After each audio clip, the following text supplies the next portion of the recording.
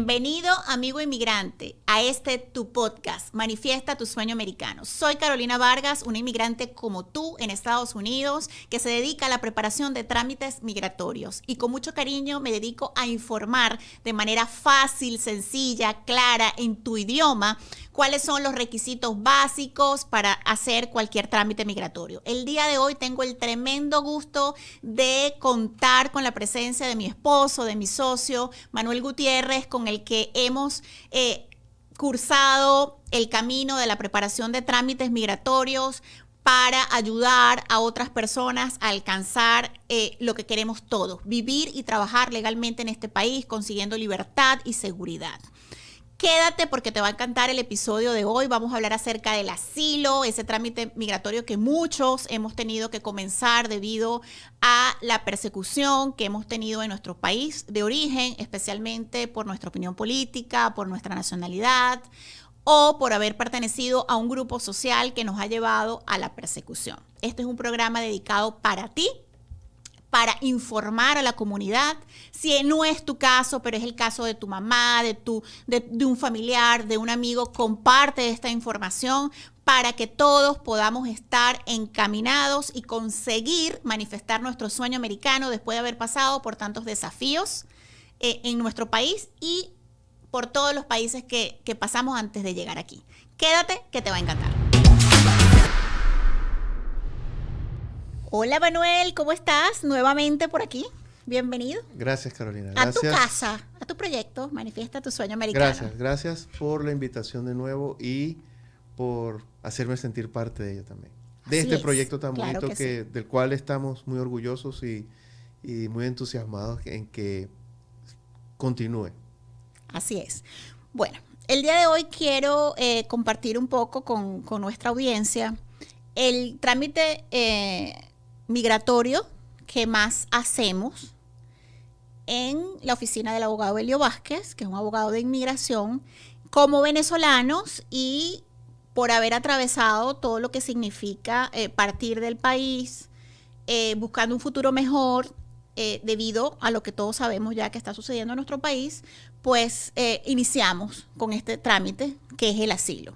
Entonces, de una manera fácil, sencilla, que podamos comprender todos, ¿qué es el asilo? ¿Quién puede pedir un asilo? Cualquier persona puede pedir asilo en cualquier país que haya convenido en firmar la ley de asilo o la Convención contra la Tortura, y cualquier persona que su vida esté en riesgo y que cumpla con los 5 requisitos para pedir asilo puede hacerlo. Ok, dentro de los, ¿cuáles serían esos requisitos? Comenzando por, tienes que estar presente en Estados Unidos para poder asilo. Exacto. No lo puedes pedir estando desde tu país. Exacto, el asilo, hablemos específicamente, yo empecé por lo general, hablemos específicamente de los Estados Unidos. Sí, debes estar presente en el territorio estadounidense. Sin embargo, hay excepciones con el programa de CBP One, que puede estar en la frontera. Sin embargo, la ley, esos son excepciones, programas excepcionales. Sin embargo, la ley de asilo establece que un solicitante de asilo aquí en los Estados Unidos debe estar en territorio estadounidense y debe cumplir con una o más de las 5 razones para pedir asilo, las cuales son ser perseguido en tu país de origen o en otro país por tu nacionalidad, por tu religión, por tu raza, por pertenecer a un grupo específico de la sociedad o por tu opinión política, que es básicamente la realidad en toda Latinoamérica, hoy en día especialmente de los venezolanos solicitantes de asilo aquí en los Estados Unidos. Siempre escuchamos el término persecución y nos imaginamos una persona corriendo y otra detrás de él. Sin embargo, cuando nosotros estamos entrenando a nuestros clientes y de la preparación que hemos recibido de manos del abogado Elio Vázquez, pues entendemos que la persecución es todo aquello, todo acto que atente contra tu vida, contra tu libertad, porque puedas ser encarcelado injustificadamente, o que atente, sea un ataque, puede ser físico, psicológico, porque el que te estén amenazando de muerte o estén amenazando con asesinar a un familiar tuyo, pues obviamente que te va a alterar de manera emocional y manera psicológica. Eso es tortura, eso es considerado tortura. Ajá. Entonces, ya sabemos que la persecución pueden ser todas esas cosas. Pueden ser Exacto. amenazas, pueden ser golpes, pueden ser arrestos injustificados. Ahora bien, ¿quién debería ser el malo de la película, el persecutor, esa persona que te hace todas esas cosas? El persecutor son entes del gobierno, bien sea el ejército, la policía, bien sea nacional, regional, local, o grupos civiles que el gobierno ni quiere ni puede controlar. Entonces, esos son en general los persecutores. Criminalidad, como la gente cree que los crímenes, delincuentes, nada, esos son grupos pertenecientes al Estado, al gobierno, o civiles que el gobierno no quiere o no puede controlar. Así de simple. Es decir, amigos, que si a usted lo está persiguiendo el delincuente más malo de su ciudad, o lo está persiguiendo el prestamista porque usted debe un dinero, o lo está persiguiendo un policía porque usted le quitó su esposa, tuvieron una relación amorosa, Digamos así. no califica para asilo. O sea, el malo de la película debe ser el gobierno de tu país por medio de alguna de las instituciones Exacto. que lo representan. En el caso de Venezuela, que es el 90% de nuestros clientes, ¿quién representa al gobierno de Venezuela? Ejemplos de Por persecutores. ejemplo, el ejército, que una rama es la Guardia Nacional, quien reprime generalmente las protestas pacíficas de las personas que están en contra del régimen en Venezuela. La Policía Nacional o el SEBIN, que es la Policía de Inteligencia, el 6CPC, la Policía Técnica, o las policías locales, bien sea la Policía del Estado o las municipales. Igualmente pueden ser funcionarios de Exacto. alcaldías, gobernaciones, todo aquello que represente a la institución del gobierno. Exacto. Como hay un dicho en Venezuela que esos son funcionarios que son más chavistas que Chávez. Entonces, ellos defienden el proceso de la revolución, bla, bla, bla. Hablando específicamente de Venezuela.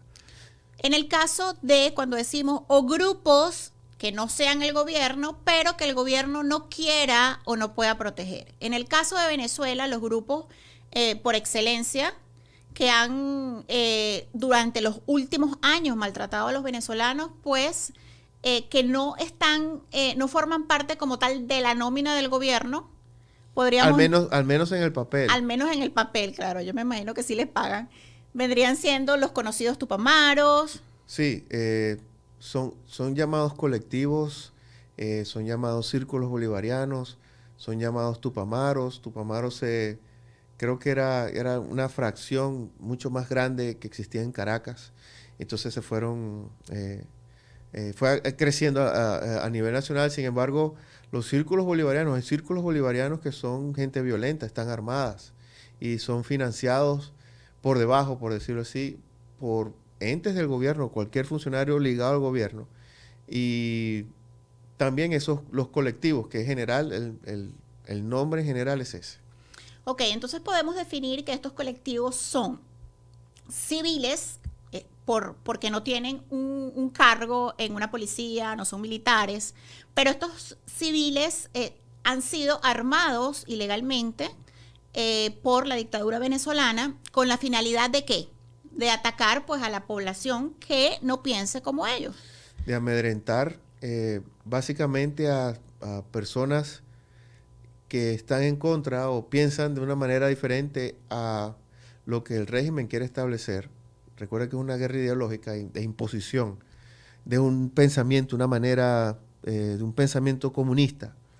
Entonces, a veces debe emplearse la fuerza para hacer entender a la población que así se hacen las cosas. Es un régimen, es una Exactamente. dictadura. Entonces, tenemos ya la persecución, ataque físico o psicológico, tenemos el persecutor, que debe ser el gobierno de tu país o un grupo social que tu gobierno no quiera proteger, que es el caso de Venezuela, y en el caso de esos grupos que el gobierno no puede protegerte de ellos, ¿qué ejemplos podríamos darle a la audiencia?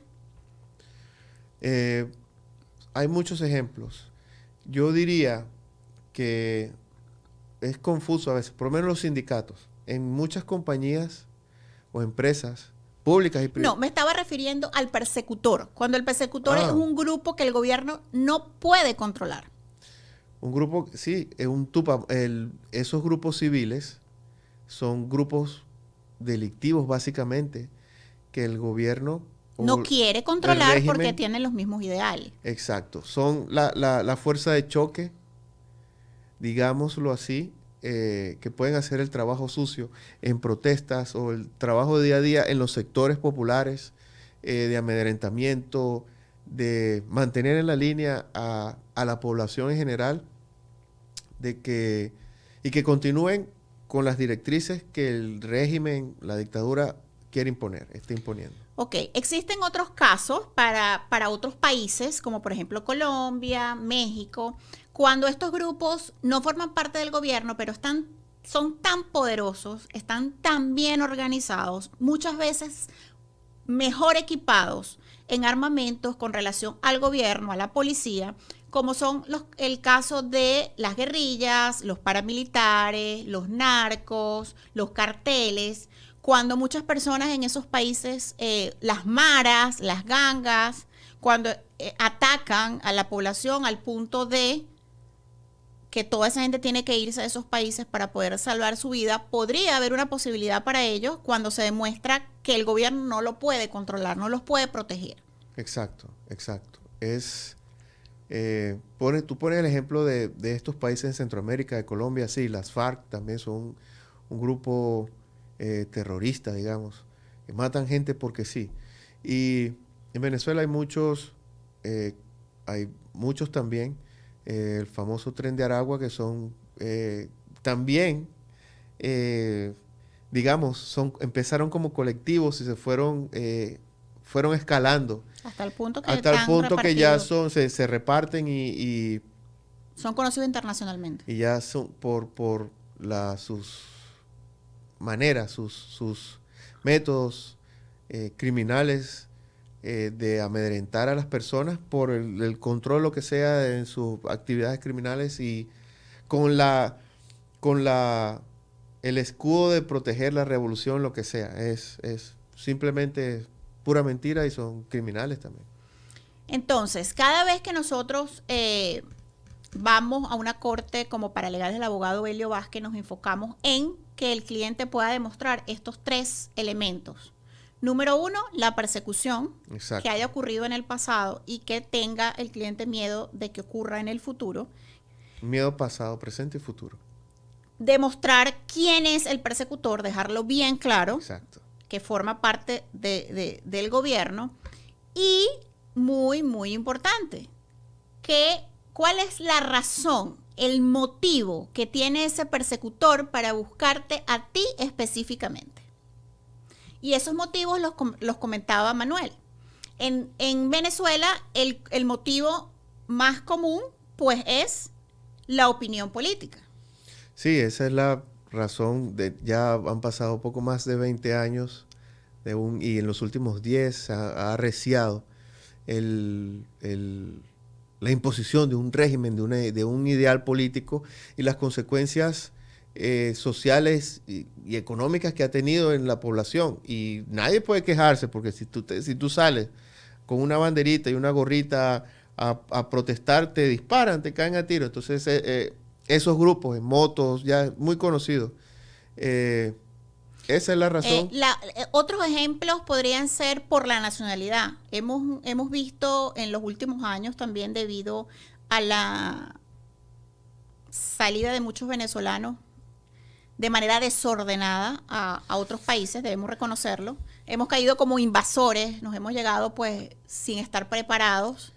Sí. Y muchos han tenido hasta riesgo de muerte por el simple hecho de ser venezolano. Entonces, eso podría ser. Sí, esta crisis, como yo dije, crisis sociopolítica y económica que en la última década ha arreciado en la región, específicamente en Venezuela, ha provocado ese desplazamiento de civiles por todas las fronteras, por los 4 puntos cardinales. Hasta gente toma botes hasta Trinidad y Tobago, llegan a Aruba. y hacia el sur caminando. Ya hemos visto, esas historias son muy conocidas, están documentadas, y es una invasión.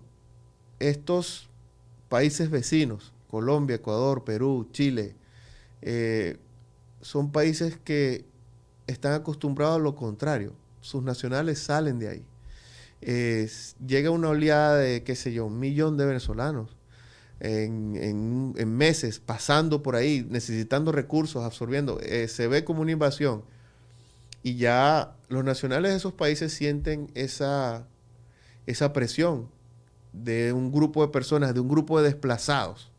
Ese es el nombre, desplazados. Y comienzan esos actos xenofóbicos de alguna manera u otra. Es un roce y una consecuencia natural de ese desplazamiento. Pues, ocurre aquí, ocurre en Europa, ya lo sabemos, con los africanos y con los europeos del este, Ucrania, esa gente, por poner un ejemplo.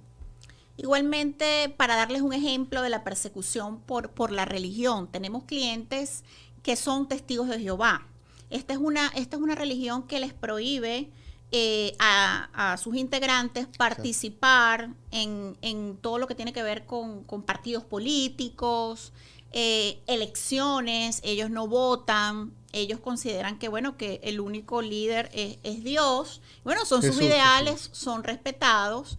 Y cuando estas personas son forzadas a pertenecer a un partido político, forzadas a pertenecer a la revolución, incluso por negarse a hacerlos por sus principios, atacados por eso, podrían también conseguir un asilo si lo declaran y lo prueban de esta manera. Sí, eso debe ser probado, pero ya conocemos en estos países comunistas, digámoslo así, que hay que ser ateo y es sobre creer en la persona, en quien sea, en este caso de una persona que un líder que falleció hace tiempo, el que está vivo en cualquiera de todos estos países, en eso hay que creer, o en ellos. Entonces, es un poco más complejo este tema.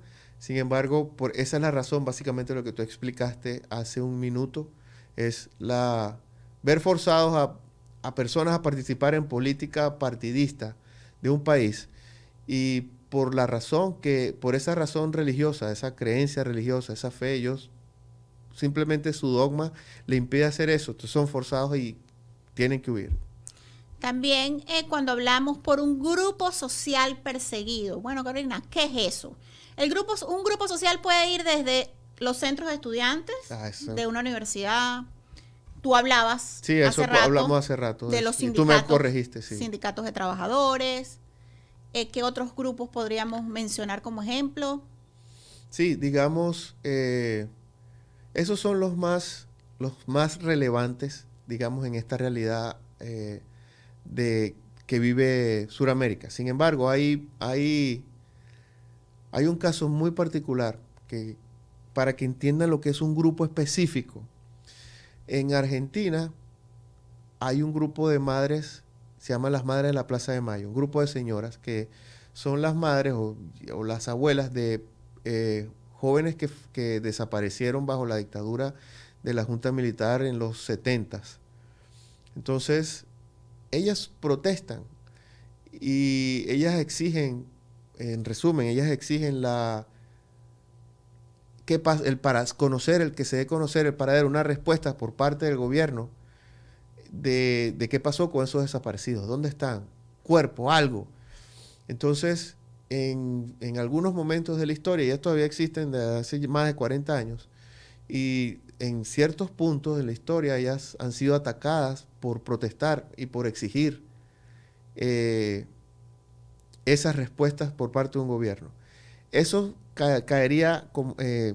encuadraría en un grupo específico de la sociedad, esas señoras de la Plaza de Mayo, de la Madre de la Plaza de Mayo. Un ejemplo. Tengo un ejemplo también en el caso de Colombia. Recientemente tuvimos unos clientes que formaban parte de una fundación Influyendo por la Paz.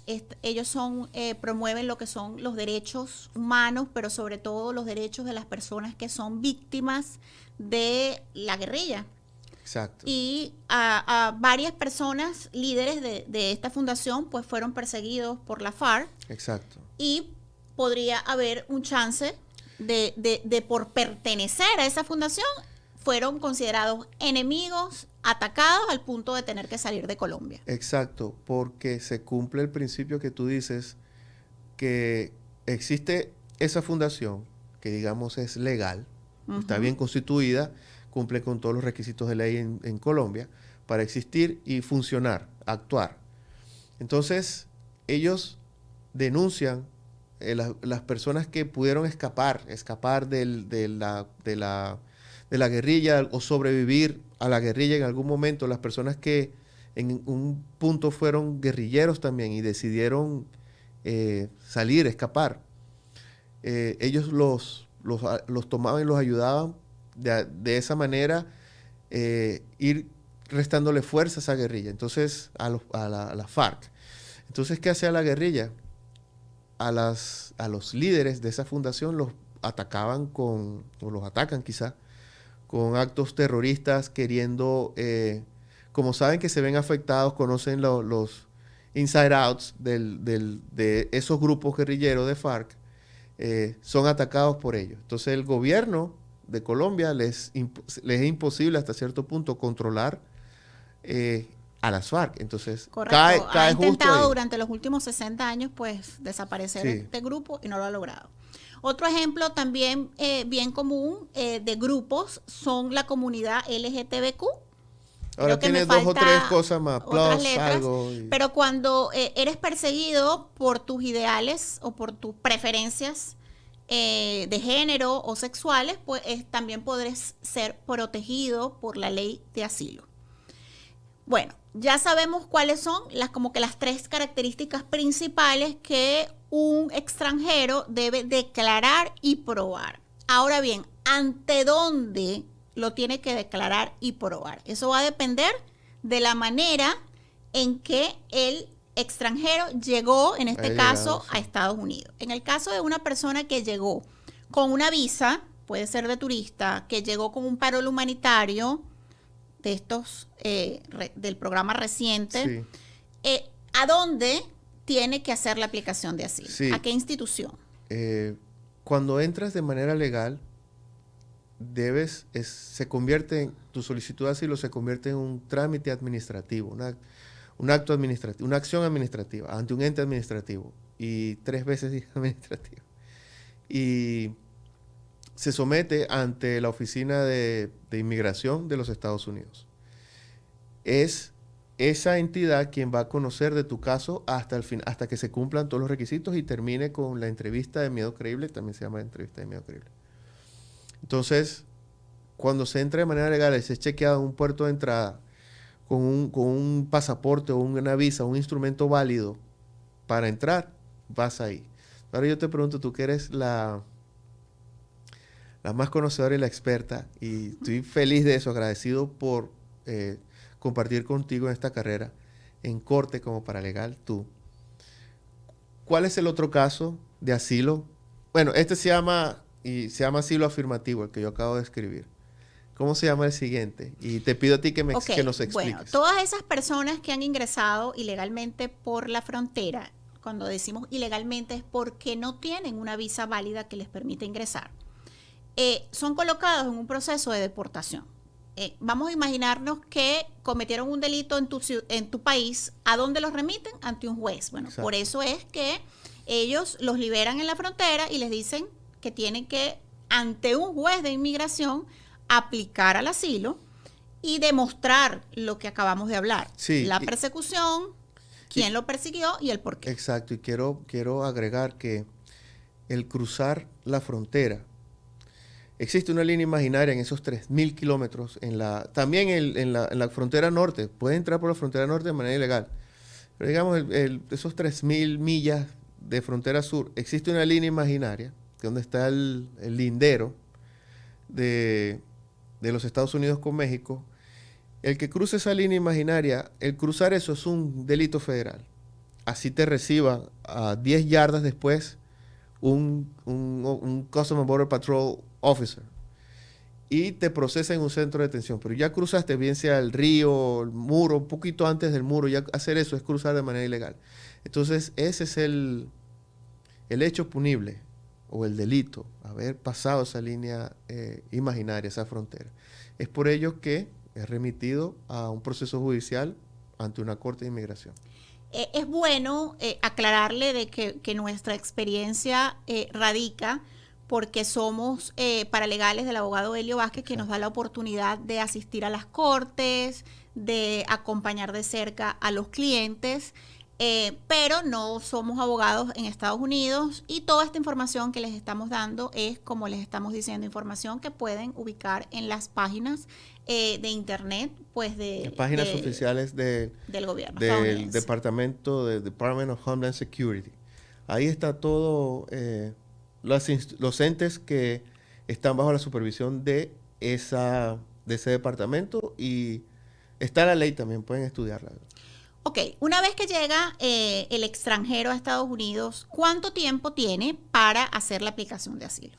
La ley establece que 1 año a partir del momento en que asilo consta en cualquier documento que te hayan entregado, que hayas recibido, bien sea en un centro de detención o por un puerto de entrada.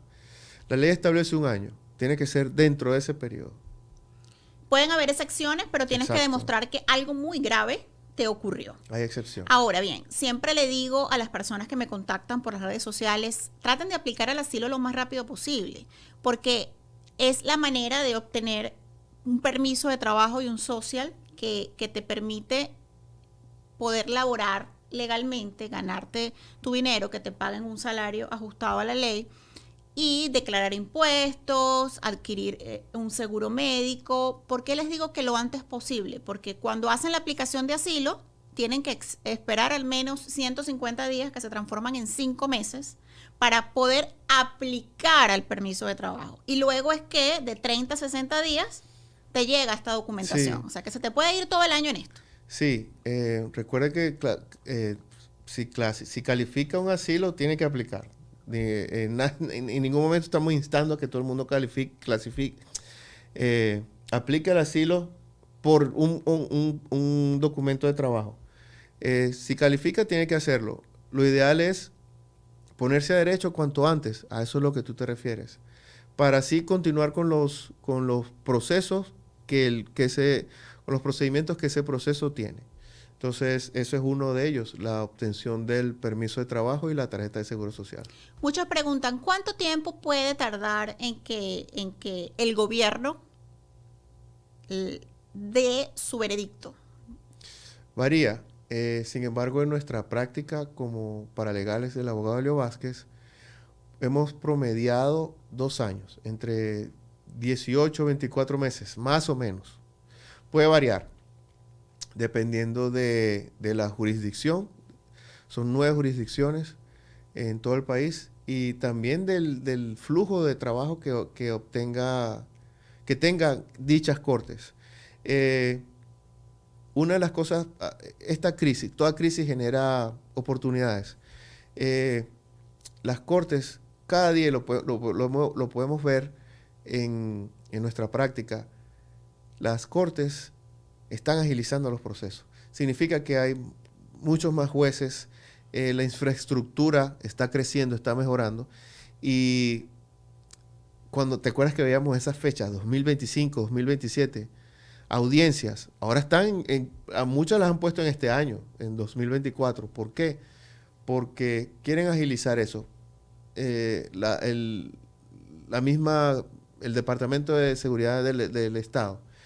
Entonces, ¿qué significa? Que la gente tiene que ponerse, los que califican, las personas que están en esos procesos, tienen que ponerse las pilas, como decimos, y abocarse a sus casos. Cuando me preguntan a mí cuánto tiempo puede demorar o cuál es el orden en que te van a llamar, mi respuesta es que no hay orden. Exacto. ¿Por qué no hay orden? Porque hemos llegado y tenemos que reconocerlo también de manera inesperada, en un volumen que no estaba preparado el sistema de inmigración. Sí. Y muchas veces vemos personas que lo citan muy rápido. Tenemos el caso de un asilo que se hizo ante UCIS, porque la persona ingresó legalmente, se hizo en marzo y tuvo la entrevista de UCIS esta semana. De hecho, fue mayo 9 y 20 días después fue que la cita la pusieron unos días y salía en 20 días después. Entonces, quedamos... Sí, mientras que hay personas que llevan 10 años esperando. Entonces, Sí, ¿cómo se llama todo es eso? relativo. Se llama que es un proceso totalmente al azar. Siempre he soñado con entrar a UCIS y de preguntarle a los oficiales cómo ustedes escogen los expedientes, porque unos pasan un mes y otros pueden pasar 10 años en ser llamados a una entrevista. Lo mismo pasa en corte. Sí, recordemos que el USCIS se maneja por presupuesto anual. También, aunque ellos se autofinancian. Sin embargo, los periodos fiscales han pasado y han habido recortes de ingresos, de dinero, personal, y se acumula, se va creando se va sedimentando eso. Y es por eso que vemos estos casos que los más recientes son los que salen. Y hay casos de 10, 12 años que todavía están esperando por una entrevista. Entonces, esas personas tienen ¿cuánto ya? 8, 10 permisos de trabajo. Entonces, los hijos ya están grandes, muchos ya son mayores de edad y están estancados sin poder avanzar por esta situación. Sí. De venezolanos hay gente de todo el mundo, me refiero a gente de todo el mundo. Sí, así es. Muchos preguntan, ok, hay que declarar lo que nos pasó, pero ¿cómo lo probamos? ¿Cuáles pueden ser unas pruebas utilizables, ya sea el asilo ante UCIS o ante la Corte? Un ejemplo. Te doy un ejemplo. Hay fotos, hay reportes en internet por instituciones periodísticas de reconocido nombre que han hecho reportes anuales. Hay imágenes, cada día tenemos más acceso a esas imágenes, la gente pasándole las tanquetas a los muchachitos en Caracas por encima, los tiraban al río Guaire. Esas son pruebas. En internet se consiguen muchas pruebas. Hoy en día hay mucha información y muchas evidencias. Continúa tú, ¿qué me dices? ¿Qué otra prueba? Bueno, primero hay que enfocarse en esas pruebas específicas para ti. Exacto. Es decir, si tuviste mucha ansiedad porque te preocupaba demasiado la persecución que te tenían, el acoso laboral, por tus ideales políticos y tuviste que tomar tratamiento médico para los nervios, podría ser un informe médico. Si te causaron algunas heridas y tienes unas fotos, esa podría ser una prueba. Si eras miembro de un partido político de la oposición, te pueden dar una carta, incluso las fotos que te tomabas cuando estabas en las marchas, con la gorrita, con la bandera de Venezuela, pueden probarle al juez que efectivamente tú públicamente exponías tu opinión en contra del régimen venezolano. Otras pruebas podrían ser testimonios de personas que pueden estar aquí en Estados Unidos, pueden estar en Venezuela, pueden ser tus incluso parientes, mamá, papá, esposa, que hayan sido testigos de esos momentos donde tu vida estuvo en riesgo. Esa declaración no es necesario que sea notariada porque el gobierno está consciente que tú no puedes ir a una notaría en Venezuela y declarar contra el gobierno. Puede ser simplemente hecha hasta mano. Hemos llevado declaraciones a la corte, lo que siempre el abogado Belio recomienda que a esa declaración se le agregue la cédula de identidad para demostrarle al juez o a UCIS que esa persona existe y que además es ubicable. ¿Cómo ubicable? Pues colocando allí la dirección, su teléfono, su correo postal, dándola como la libertad a la administración de que si quieren contactarse con ellos y probar supuesto que lo que está ahí es cierto, existe pues la buena voluntad de que lo hagan. Sí, declaraciones juradas de testigos, si tienes reportes médicos, si sufriste lesiones, porque te dieron un garrotazo, te pasaron por encima con la moto y tienes marcas de eso, fracturas y eso existe en yesos, reportes. ¿Qué más? Hay personas que tienen denuncias, sin embargo, yo siempre les digo, no se mortifiquen tanto por la denuncia como tal, porque por lo menos cuando el que te está persiguiendo es el mismo gobierno, tú ir a una comisaría a decir, me están atacando los mismos policías, es como absurdo. Además que yo siento que no es denunciar, ahí lo que te estarías es como entregando. Estás entregando. La Guardia Nacional me cayó a golpes porque soy activista político. Es como decir, bueno, aquí estoy, soy activista político, agárrenme. Entonces, no hay tanto que mortificarse por eso.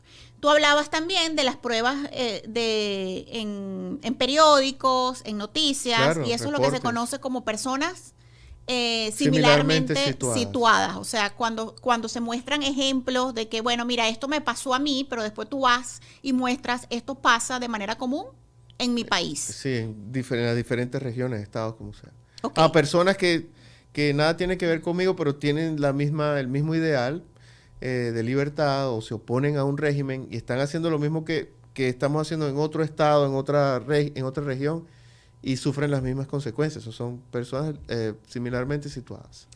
Para cerrar, hay una pregunta que me hacen mucho porque a las personas les da miedo. Carolina, tengo miedo de ir a la corte porque me podrían deportar. ¿Qué le dices tú a esas personas?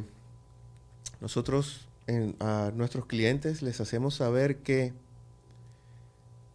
si tú haces bien, si tú tienes un caso de asilo y buscas a los mejores, sería el doctor Helio Vázquez y a Carolina Vargas. ¿Y a ti, Manuel Gutiérrez? Y se presenta un caso como debe presentarse, tienes la oportunidad de defender tu caso. Los jueces de inmigración, yo quiero que entiendan esto, los jueces de inmigración están aquí para ayudar a las personas. Los jueces, lo que pintan en las películas a veces es irreal. El sistema, la ley de inmigración busca beneficiar a los inmigrantes. Y por eso existen estas leyes, todos estos convenios internacionales, Convención contra la Tortura, Ley de Asilo, la Ley de Inmigración aquí. ¿Qué se debe hacer? Someter el caso como es. Encontrar a los profesionales en inmigración aquí en los Estados Unidos que presenten un caso como es y que se cumplan con los requisitos de ley. Eso es simplemente lo que hay que hacer. Y a todo aquel que tenga miedo de ir a la corte porque los pueden deportar, siempre les digo, te pueden deportar si no vas. Exacto, más rápido te deportan. Si no vas a la corte de inmigración, te aparece al día siguiente una orden de deportación en el sistema porque tú no cumpliste, tú no asististe. Así que es la última opción. No te van a deportar nunca por ir a la corte. Exacto. Si fuese esa la decisión que toma un juez, siempre te van a dar el derecho a que te defiendas. Te van a dar el derecho a tú irte a tu país de manera voluntaria o de hacer una apelación. Es decir, que un otro juez pueda escuchar de nuevo tu caso y darte la oportunidad de defenderte por segunda vez. Así que hay que ir a la corte. Si está citado, debe asistir a la corte a su audiencia, sin miedo. ¿Cuál es el miedo? Ok, bueno.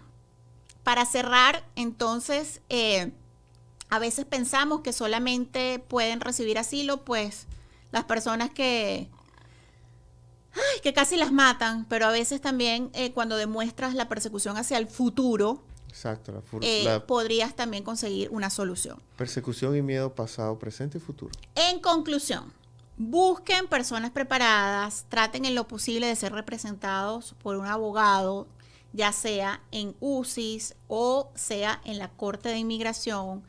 Prepárense con tiempo, busquen todos los documentos, pregunten qué personas los pueden dar un testimonio y sobre todo busquen un equipo que los respalde, que los entrene. Al menos nosotros lo hacemos al menos un mes antes de la última corte para que usted pueda irse, no sin miedo, porque es imposible. Ahí nos colocamos hasta nerviosos nosotros porque les agarramos tanto cariño que es inevitable, pero más seguro de que usted lo puede conseguir. Con un caso bien presentado, es simple. Debe presentar su caso bien. Para cerrar, pues los invito a que nos sigan en nuestras redes sociales, Manuel Gutiérrez Immigration, Carolina Vargas Immigration, en Instagram, en TikTok, en YouTube, estamos en todos lados llevando información a toda la comunidad inmigrante que como nosotros pues quiere salir adelante en libertad, con seguridad en este país. Entonces los invito a que nos continúen escuchando por este medio a través de podcast. Manifiesta tu sueño americano. Hasta la próxima.